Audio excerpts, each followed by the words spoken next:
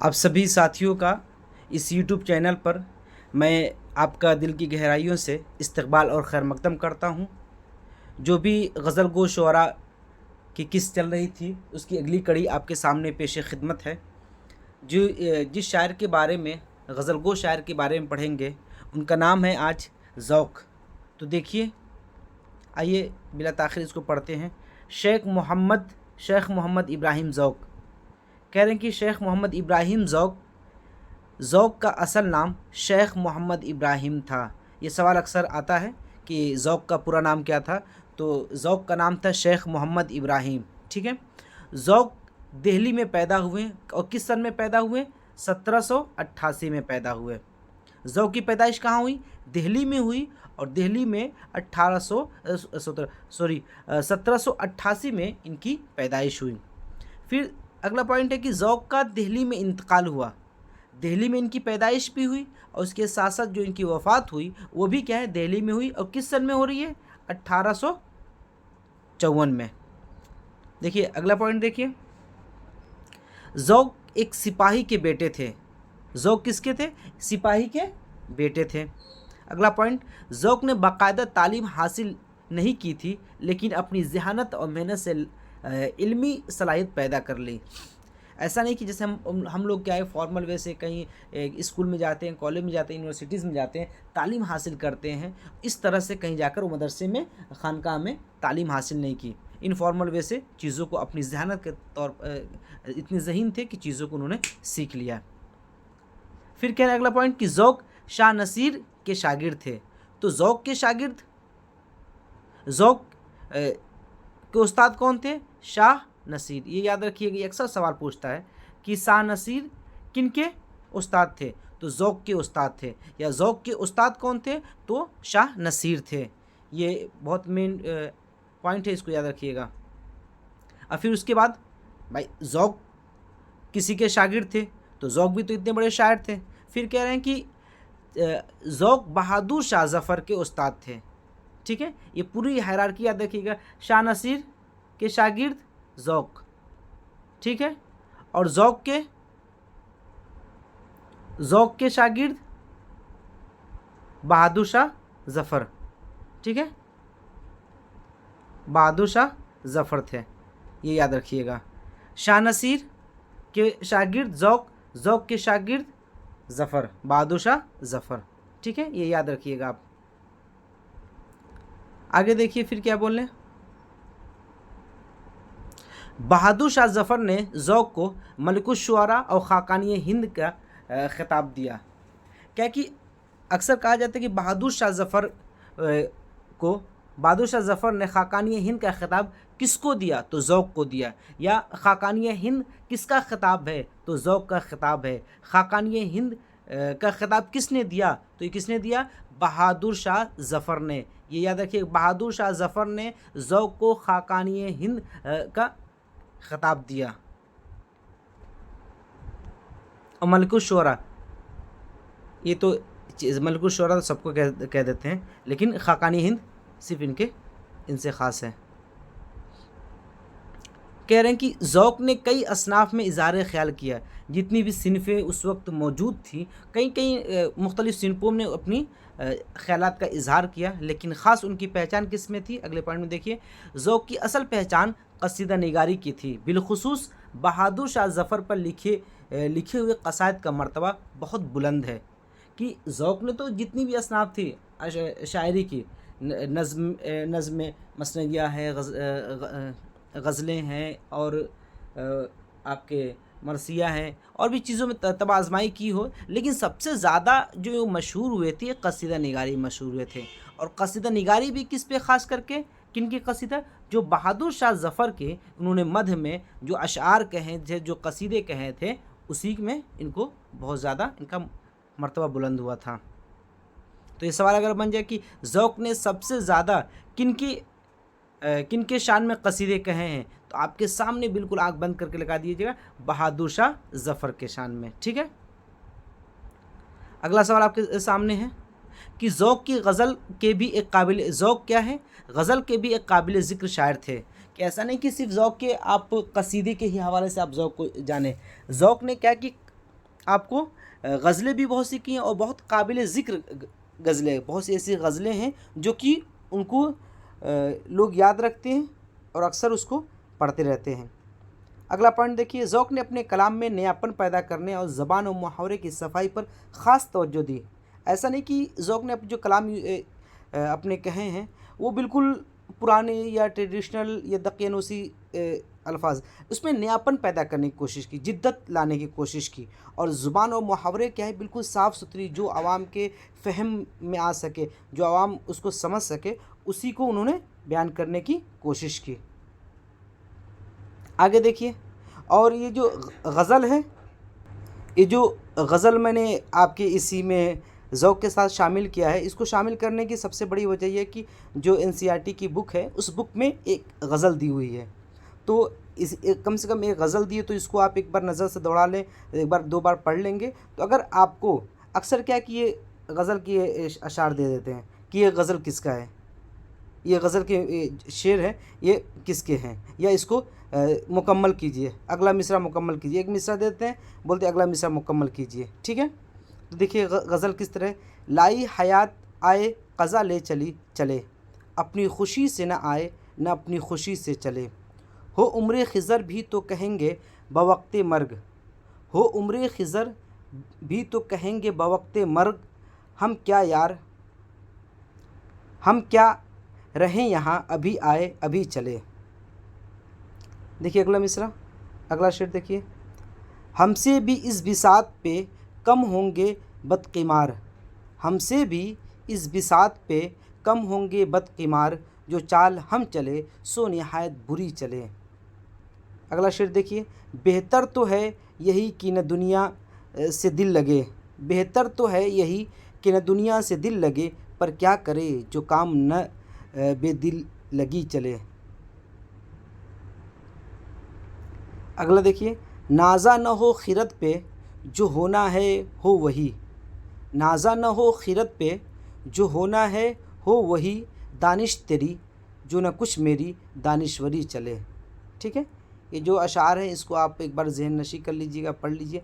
ख़ास करके ये जो पहले के अशार हैं, इस गज़ल के पहले शेर, ये अक्सर सवाल में आ जाता है, पूछ लेते हैं। अब देखिए इसमें एक चीज़ समझाने की बात है, गौर करने की, जो सबक के आखिर में जो पढ़ाता चैप्टर दिए रहते हैं अक्सर एनसीईआरटी, उसमें गौर करने वाली बात भी रहती है। उसमें अक्सर कवायद, ग्रामर की चीज़ें बयान करते हैं और यहाँ से सवालात क्या अक्सर बन जाते हैं। आपको जहन भी नहीं रहता है कि भाई कि चैप्टर के बाद भी जब चीज़ें गौर करने की है, तो अक्सर सवाल बन जाता है। देखिए सवाल इसमें गौर करने की क्या बात है, इस गज़ल की हर शेर के आखिर में लफ्ज़ चले आया है, इसे रदीफ़ कहते हैं। अब गौर कीजिए, देखिए हर शेर के आखिर में देखिए, यहाँ चले आया, यहाँ चले आया, फिर देखिए यहाँ भी चले, यहाँ भी चले, और फिर क्या है, यहाँ भी चले, यहाँ भी चले। ठीक है, तो क्या कह रहे हैं कि इस गज़ल के हर शेर के आखिर में जितना भी शेर है, शेर क्या है कि मैंने आपको कहा था कि शेर किसे कहते हैं, कि दो मिसरे की जो दो मिसरे पर मुश्तमिल जो ख़यालात होते हैं उसको हम एक शेर कहते हैं। दो मिसरे को हम एक शेर कहते हैं। अगर एक मिसरा तो हम उसको शेर, मुकम्मल शेर नहीं कहेंगे, अधूरा कहेंगे।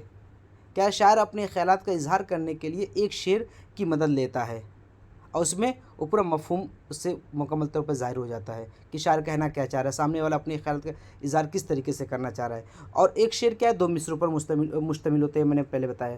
तो ये जो चले चले आखिर में आ रहा है, हर शेर के आखिर में क्या है, इसको हम रदीफ़ कहते हैं। रदीफ़, एक चीज़ और याद रखिएगा कि रदीफ़ क्या है कि अगर गज़ल का पहला शेर है और पहले मिसरे के आखिर में जो लफ्ज़ इस्तेमाल होगा वो हर शेर के आखिर के मिसरे में और आखिरी लफ्ज़ वही होगा।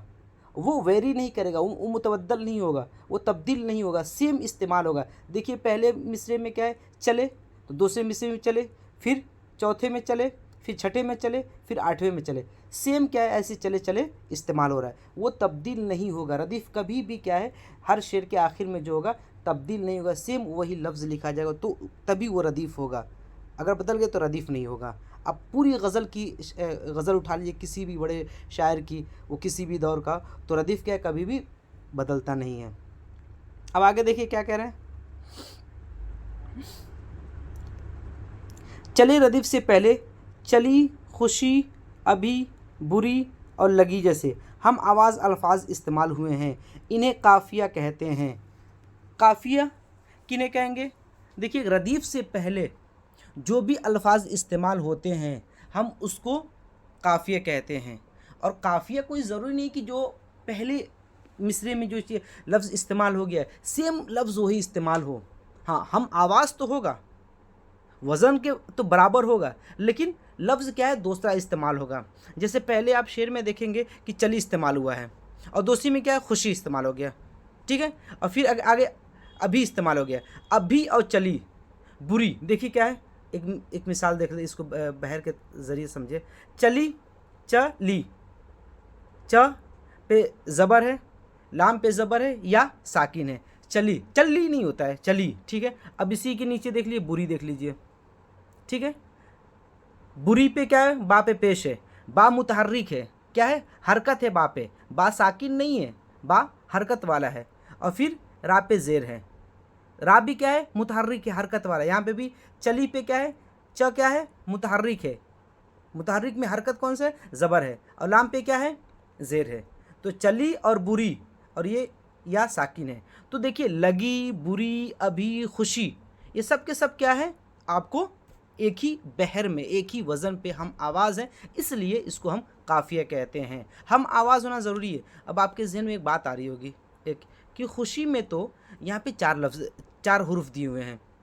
देखिए अब इसको खुशी में खा है, वाव है, शीन है, या है, तो ये कैसे चली और खुशी की उसमें आ जाएगा। हम यहाँ पे जो वाव है ये वाव मादूला है, ठीक है। तो यहाँ पे जो वाव है खुशी में ये वाव मादूला है। वाव मादूला कहते हैं लिखा तो जाएगा लेकिन उसको किरत में नहीं लाएंगे, उसको पढ़ने में हम नहीं इस्तेमाल करते हैं, पढ़ते नहीं उसको। जैसे आपने ख्वाब देखा होगा, ख्वाहिश देखा लफ्ज़ सुना होगा, पढ़ा होगा, ठीक है। तो ये क्या है कि जैसे खुर्शीद, खुर्शीद नहीं पढ़ते हैं, ख्वाब नहीं पढ़ते हैं, ख्वाब पढ़ते हैं आप, ठीक है। तो ये लिखा तो जाएगा वाव लेकिन पढ़ा नहीं जाता है। तो ये क्या हो गया, खुशी पे खाव पे खा पे क्या है पेश हो गया, हरकत हो गई, और शीन किस में हो गया, ये भी हरकत है, ज़ेर इस पे, और या पे साकिन है। तो 2 लफ्ज़ क्या है मुतहर्रिक हुए और आखिरी हर्फ 2 हर्फ क्या है मुतहर्रिक हुए और आखिरी हर्फ क्या है साकिन है। अब पूरे इसी में आपको पूरी आपको ऐसी नज़र आएगी, ठीक है। तो ऐसे अल्फाज को जो हम आवाज़ हों और हम आवाज़ हो उसको काफ़िया कहते हैं, ठीक है। अब पूरी आप गज़ल देख लिए, एक बार देखिए आपको खुद ब खुद समझ में आए। यहाँ पे दानिश्वरी लिखा है, ठीक है, दानिश्वरी लिखे, दानिश ये लफ्ज़ है, और वरी, दानिश वरी ये मुरक्कब लफ्ज़ है ना। तो वरी को देखिए, वह रखने ज़ेर यहाँ पे वरी, लगी, हाँ है कि नहीं, एक ही वज़न पर, और एक हम आवाज़ भी है वरी देखिए। फिर उसके बाद बुरी देखिए, फिर देखिए अभी देखिए, फिर यहाँ देखिए खुशी देखिए, और फिर यहाँ पे चली। तो ये सब के सब क्या है काफ़िया हैं। तो आपके सामने अगर आ जाए कि इस शेर के अंदर काफ़िया कौन सा है तो आप बिल्कुल पहचान लीजिएगा कि अगर मतले का शेर होगा तो मतले के शेर में दोनों मिसरे में क्या है हम आवाज़ अल्फाज होंगे। मतलब कहते हैं कि उसे हैं कि हम काफ़िया और हम रदीफ़ अल्फाज मिसरे को हम काफ़ी शेर को हम काफ़िया मतलब कहते हैं, ठीक है, ये याद रखिएगा। तो जो चीज़ अहम मुझे लगा कि इस पर थोड़ा सा बातें बतानी चाहिए कि अक्सर लोगों को पता नहीं होते काफ़िया कहते किसे हैं। पता तो होता है कि हाँ किस तरह पहचान करें, पहचान करने में रदीफ़ पता है कि रदीफ़ बहुत सुना है, काफ़िया बहुत सुना है, लेकिन उसकी निशानदही कैसे करें, उसकी शनाख्त कैसे करें, इसमें मुश्किलात का सामना अक्सर तलबा को साथियों करना पड़ता है। तो इसलिए थोड़ा सा मैंने वाज़े करके आपको चीज़ों को समझाया है, और मैं उम्मीद करता हूँ कि आपको, और ये जो कि कंटेंट लिया गया है या हवाले के तौर पे देखिए, जान पहचान जो किताब है 10वीं की जमात में पढ़ाई जाती है, NCERT की किताब है, सफ़ा नंबर 50 पे ज़ौक़ के बारे में तफसीलन उनकी सवानिया हयात मुख्तसर बयान किया गया है। और जो भी निकात थे उसको मैंने आपके सामने डिस्कस किया है। इंशाल्लाह फिर आपसे अगली क्लास में मुलाकात होगी एक नए वीडियो में, एक नए वीडियो के साथ, एक नए उन्वान के साथ। तब तक के लिए अल्लाह हाफिज़। इस चैनल को आप ज़्यादा से ज़्यादा अपने साथियों को शेयर करें और सब्सक्राइब करें प्लीज़, ताकि हमें हौसला मिले और मैं ऐसी वीडियो आप तक लेकर आऊँ। तब तक के लिए अल्लाह हाफिज़।